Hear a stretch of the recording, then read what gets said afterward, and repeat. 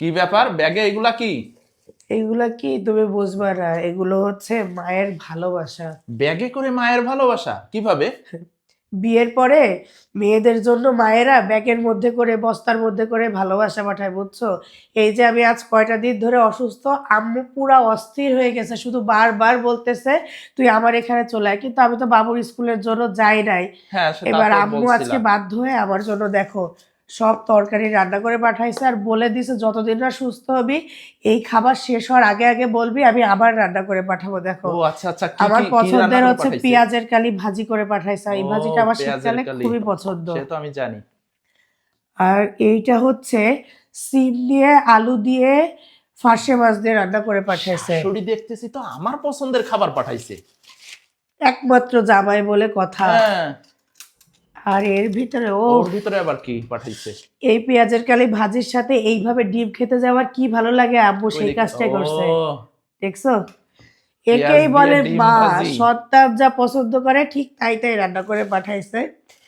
আর এই যে এইটার ভিতরে পাঠাইছে হচ্ছে এটার ভিতরে তোমার কি? যে মাংস, মুরগির মাংস। মুরগির মাংস। হ্যাঁ।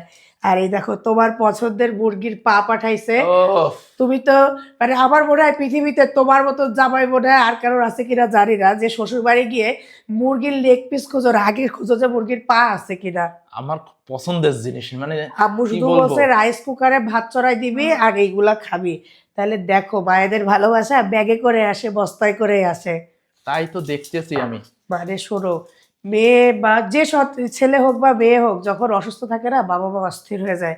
তোমার ছেলে তো ছোট, কাছে আছে এই জন্য বুঝতে পারতেছে না, বড় হোক যখন দূরে থাকবে তুমিও বুঝবা। তবে আমি একটা কথা ভাবতেছি মনে মনে, কি যে শাশুড়ি ভাবতেছো? আমার মনের কথা বুঝলো কিভাবে?